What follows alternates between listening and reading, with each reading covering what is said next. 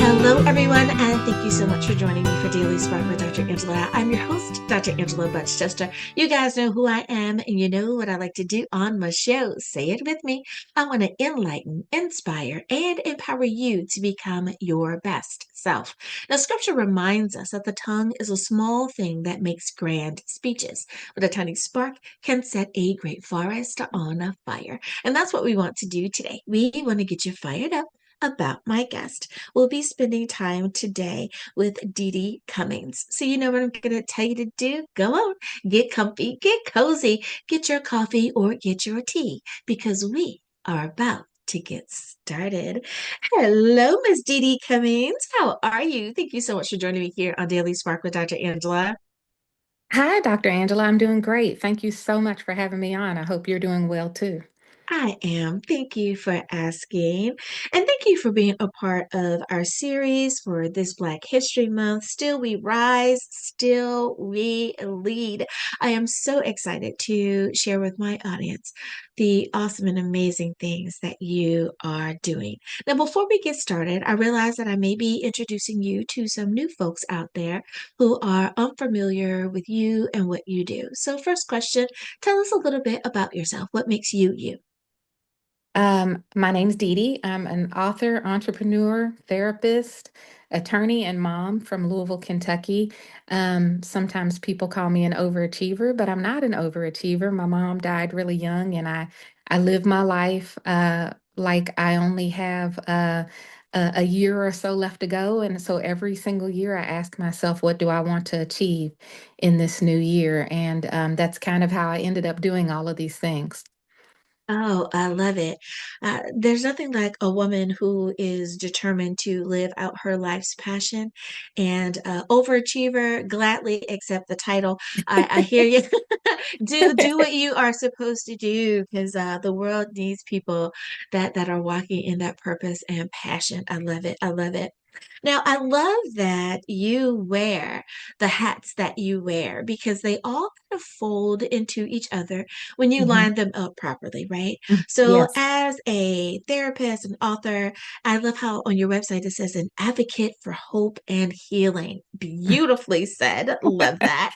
So, as a therapist and a woman of faith, how do you help people hold both their grief and their hope at the same time without feeling like they are failing in some way with their faith? You know, people have a hard time Hmm. understanding, right? Like I'm a Christian, Yes. so I can't be sad.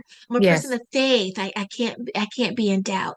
How do you Yes. help people hold on to that hope but still understand that healing is there? That's a deep question. And one of the things that I think has been hardest for me in my therapy career is watching people who sit in front of me and it is so clear they've lost all hope. You Mhm. have to fight against darkness and hold on to hope. And I like the analogy you gave at the beginning about the fire burning. Hope has to be a fire, and sometimes it's not going to be a gigantic fire. Sometimes it's just going to be a little flicker. Yeah. But you have to cultivate it, you have to work on it. And so I talk about something called hoping skills. A lot of people have heard of coping skills, but we don't do a very good job of teaching each other in this country how to hope, and that hope is a skill. So I work with people to grow that and to know that their hope and their grief can coexist. They have to Mhm. feed the hope. They have to honor the grief and be true to the grief, but they have to feed that hope. Mhm. Oh, I love that. Because if you think about it, when people are down, when they are going through depression, when they are feeling their bluest, one of the things they say is that they've lost their hope. They just Mhm. don't seem to have that grasp anymore. So Mhm. you are spot on there. Oh, I love that vein that you're going through.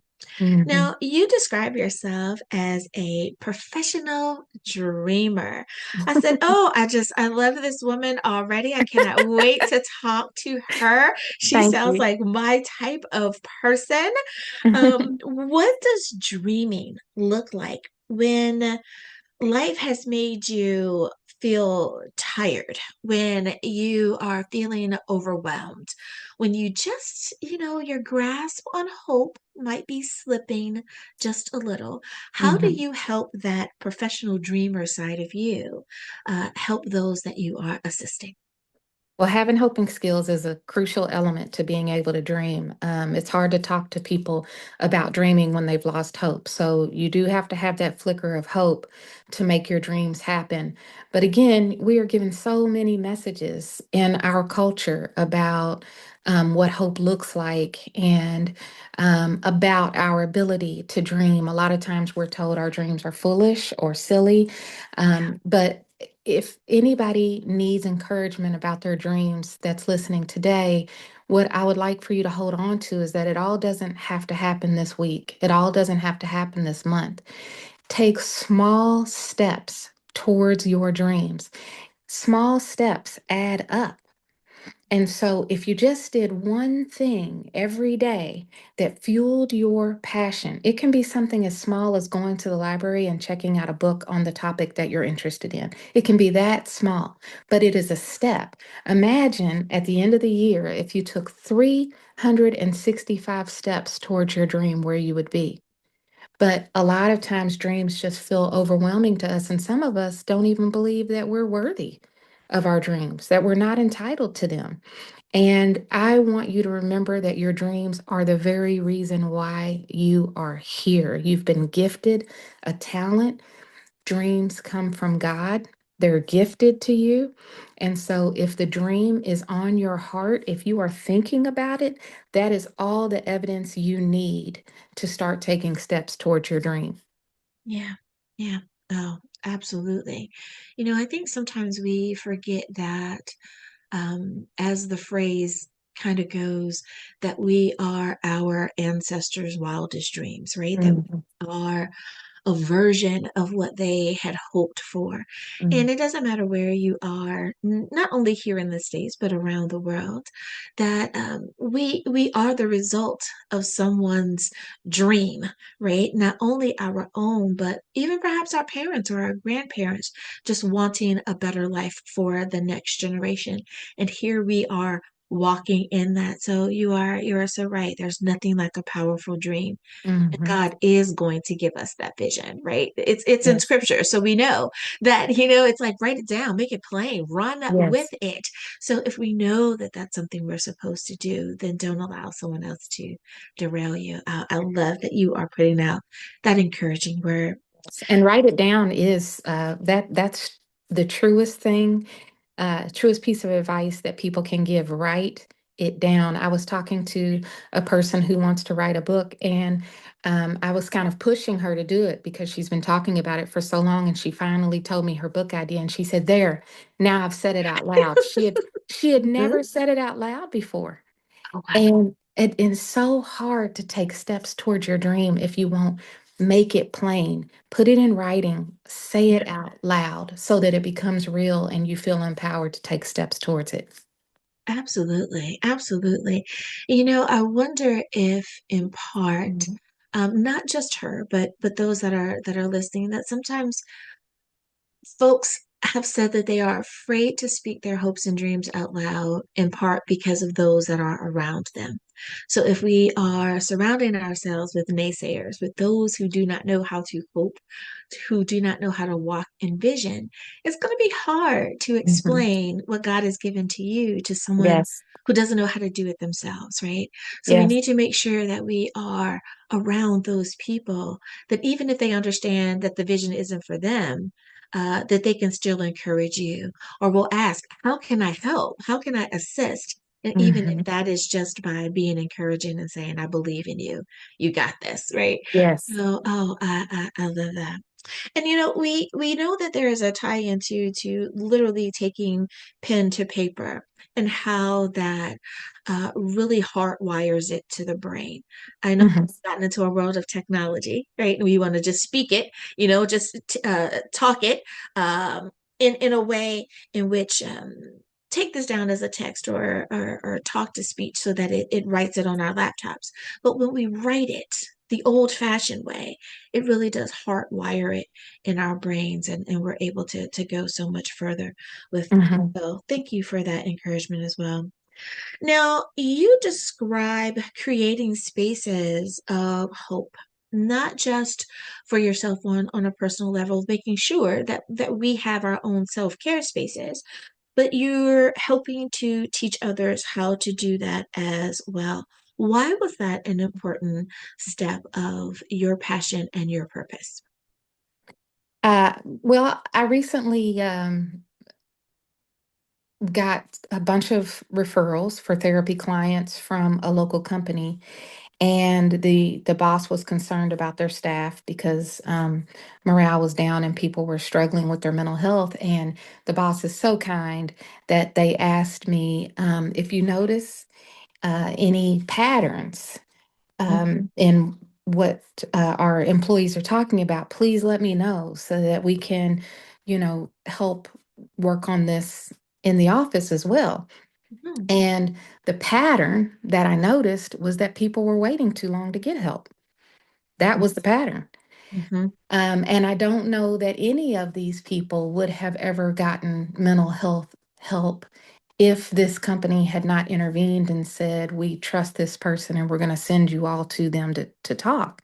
Yeah. And I think that that is what I'm seeing, Dr. Angela, and it's unfortunately um, it's a problem with our culture as a whole Yeah. that people do not tend to um, take care of their physical health, but they definitely don't take care of their mental health anywhere near the way that we take care of our physical health, which is already behind. So mental health is way behind that. Mhm. Um, but we don't take care of our mental health. And I want people to know that the same way that you go to get a physical health exam every year, you should go and talk to a therapist and get a mental health exam. Yes. But most of us are kind of afraid of really putting it out there. We feel we don't have time to sometimes open up these wounds. And so Yeah. I hope this addresses your original question, but I would say, my main concern has been trying to create spaces for people who have not thought that therapy existed for them. Therapy exists for all of us. Yes. And I am so glad that you are bringing that to the forefront, because you're right. Historically, it has been, you don't air your dirty laundry. Right. What happens in the house stays in the house, kind of thing. And it really is not the correct thing to do. When you need the assistance, seek the assistance as early as possible so that you can start to feel better and heal from whatever is causing you to not be your best self. I love that Mhm. you said that. Now, you also create a space for Black women. What happens when Black women gather and they understand that this is not happening anywhere else? And hope and healing, the retreats that you're doing, that this is exactly what they needed. How are you seeing women go from their before to their after? Let me tell you, Black women have been given the message we are always there for everyone else. I mean, you see this, like even Kamala Harris, when she was running for president of the United States, she had Mhm. shared that her stepchildren call her Mamala. All of a sudden, everybody in the United States is calling her Mamala. Right?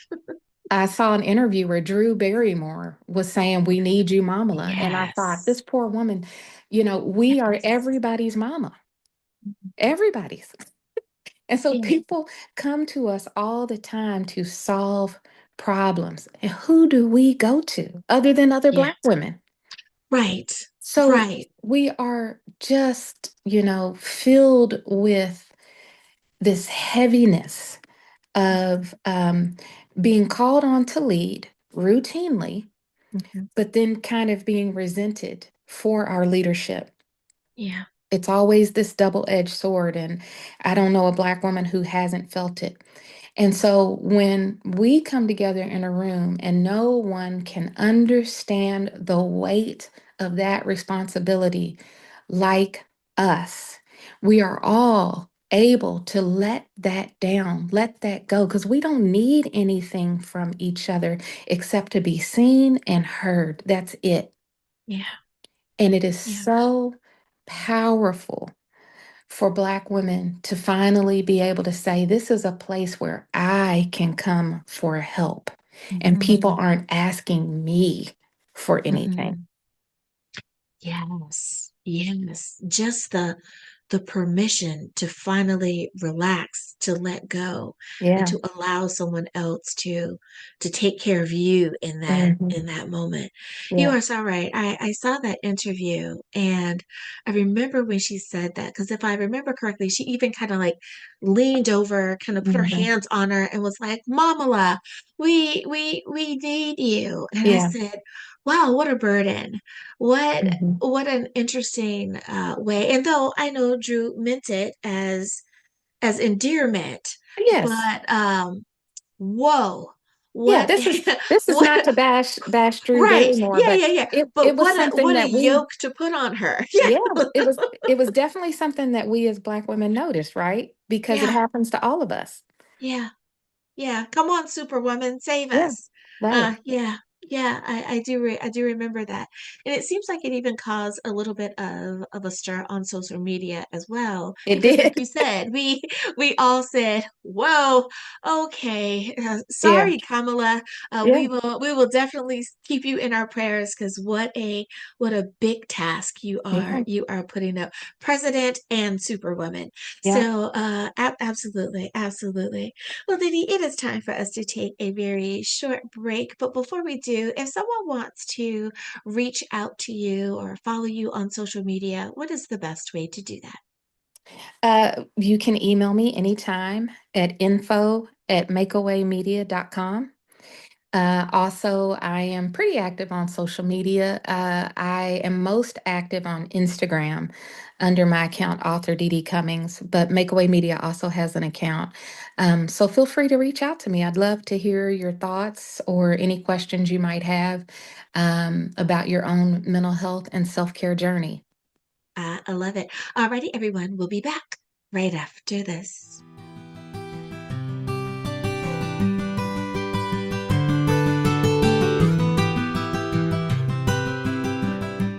And we are back. Thank you so much for joining me for Daily Spark with Dr. Angela. I'm your host, Dr. Angela Butchester. My guest today is Deedee Cummings, licensed therapist, author, and advocate for hope and healing, as well as attorney. Deedee, I love that you are able to give advice, not just from life experience, but from education, but also a common sense perspective. And one way that you are is that you have a book entitled In the Meantime. I would definitely Mhm. stop and thumb through that and go, ooh, in the meantime, what is she talking about? I want to know. So great title there. But Thank what you. does that phrase mean to you? How did it come about being the title of your book? Well, I think the subtitle grabs people even more. It's In the Meantime, Hope, Healing, and Survival for the Tired Heart. So I hear a lot of Mhm. people say, oh, tired heart. Oh, I need this book.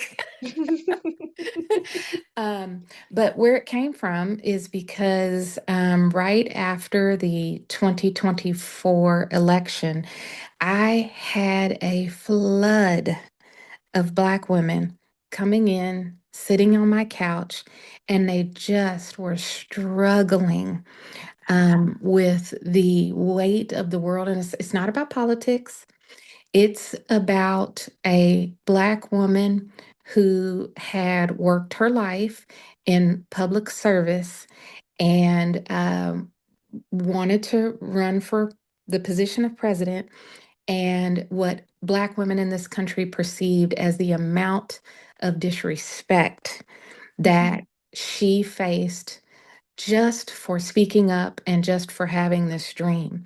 And it was very overwhelming to Black women because I think it was triggering of many of the experiences that um, some Black women tend to face in the workplace, in Mhm. educational environments, where a lot of us are constantly challenged or told that we didn't earn our spot, that someone had given us our spot. And so there were so many Black women coming into my therapy office, laying flat on the couch, just feeling like they had been run over by a truck. Yes. And so the things that I talk about in the book, in the meantime, which it's not just for Black women, it's for anyone who's feeling tired and needs to be reminded how important it is to hold on to hope and to seek healing. Um, eh, there were people who were coming to my office who just felt like almost like the sun was never shining, even though it was, they just couldn't see it. And so the beauty of this book is it's interesting that we were talking about dreaming before, because I actually wrote a book called How to Dream. Mhm. And many people love that book, but are having trouble dreaming because you have to hope to be Yeah. able to climb out of bed in the morning to even get to your dreams. I was doing a seminar, and someone asked me in that seminar, how can I hope? I just feel hopeless. In addition to all of the women who were coming to me reporting that they felt hopeless.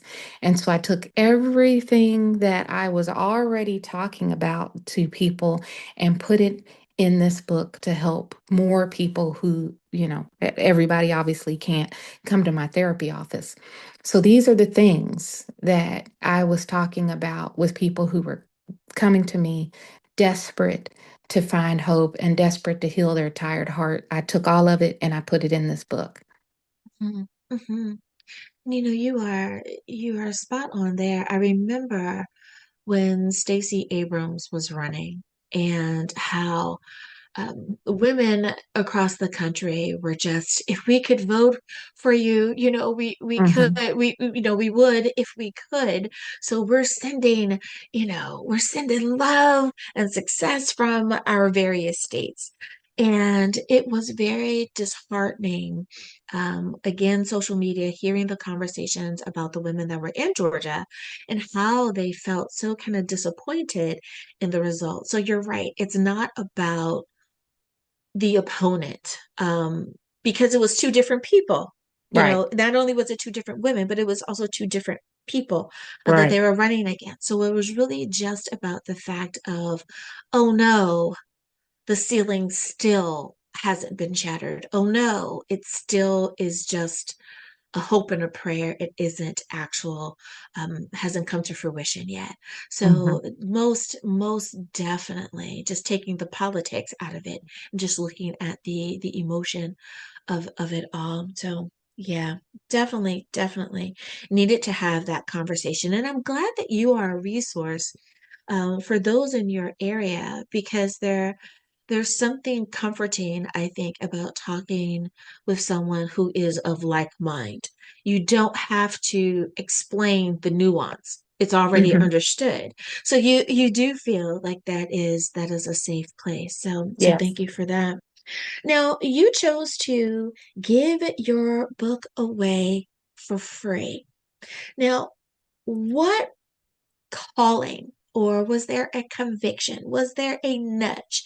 What was placed on your heart that led you to this decision? I ask because I can already hear someone say, you gave it away for free. Oh, how could you? You're missing out on profit. You should have charged a dollar or something for the book. Hmm. Why did you determine that free was the best price? I think that because people have had a lot of difficulty getting into mental health therapy, which every one of us absolutely should do. I think that my testimony is showing people what a therapist sounds like Mhm. through my writing. A lot of times when people read my work, they say, "Is this what therapy is like?" And I'll say, "Yeah, it's a lot like this." And they'll say, "Well, that's not so bad. That's what I need." And I'll say, "Well, what did you think therapy was going to be? Like plucking hairs out of your head one at a time?" You know? And so I think that sometimes I tend to write too, like I talk, so Yeah. that when you're reading a book that I wrote, it sounds like I am sitting there with you, talking you through this. Mhm. And so my conviction was I am serving so many people with the same issue that I know it's not just right here in my backyard. So I know for certain that there are many people who need this message and they won't be able to come here to get it. So I want to make that message accessible, and free is highly accessible. Yeah, yeah. Well, I love that you are allowing those who need it most to be able to access it. And so many times we think that free is just for those who can't afford a something. There are a lot of people out there that can definitely afford the cost of the book. It is just they haven't picked up a copy yet. Right. They simply just haven't gotten there. Hmm. And if you can remove that obstacle, why not? You never know how many lives you have saved or changed just because you made the book readily available and easy to access. So I say bravo for doing that. More people should definitely consider it for a way in which they can give back to community. I love you doing it. Now, one last question for you, and that is if our listeners take one truth away from your book in the meantime, what do you want them to most pick up? I truly believe that authors always leave some nuggets along the way that get us from page first to page last. What is one Hmm. nugget in particular you want to make sure they pick up? Um, I want them to, gosh, I wish I had the book in front of me. I don't have it in front of me because I would so That's easily be okay. able to flip to some gem. I want people to know that, well, I use the words of Dr. Martin Luther King, that the arc of the moral universe is long, but it bends towards justice. And the reason why that is so important to hold on to when we talk about hope is a lot of times we lose our steam when we can't see rapid progress, Mhm. or when we feel like any progress we have made has been snatched out from underneath us. And so I want you to find inspirational quotes and affirmations like that that you can easily place in front of you, that you can hold on to every single day, to know that even when you can't see progress, progress is being made. You Yeah. won't always be able to see everything that's working in your favor, but I promise you, things are working in your favor. When we don't see it, we kind of do things that self sabotage ourselves, or we might limit ourselves with some self fulfilling prophecy, like, I knew that this wasn't going to happen. And then we take steps to show everybody that we were right, that we knew it wasn't going to happen and it doesn't happen. When you live with hope and you take steps that are filled with hope, even if you have a setback, then you will begin to see progress. But if you're not able to do that, progress will be much slower, and you'll prove yourself right. See, I told you there was no progress happening. You'll prove Yeah. yourself right every time. So you got to step out on faith, and you have to believe that things are working on your behalf even when you can't see it. And that's what hope is. I love it. I love it. Deedee Cummings, licensed therapist, attorney, author, and advocate for hope and healing. Thank you so much for spending some time with us here today on Daily Spark with Dr. Angela. I have really enjoyed my time with you here today. I enjoyed it too. Thank you so much for inviting me on. Absolutely. Now, just in case, we want to give one last reminder. If someone wants to follow you on social media or they want to visit your website, what is the best way to do that? You can follow me. I have a publishing account on Instagram called Makeaway Media, and I have my inspirational account for women called Makeaway Mindset also on Instagram. I'm most active on Instagram. I also have author Deedee Cummings account, but you can find me on makeawaymedia.com. Sign up for our newsletter because we send so much hopeful and inspirational. We send free stuff out all the time, all kinds of worksheets and thought-provoking emails to just fill you up and encourage you and remind you of why you started your journey to begin with. I love it. Thank you again for being a guest on the show. Thank you. And listeners, thank you for spending some time with us here today as well. You could have been anywhere and you chose to spend it with us, and I thank you for doing so. As always, may the Lord continue to shine his face upon you. May you receive his grace and his mercy in all that you do.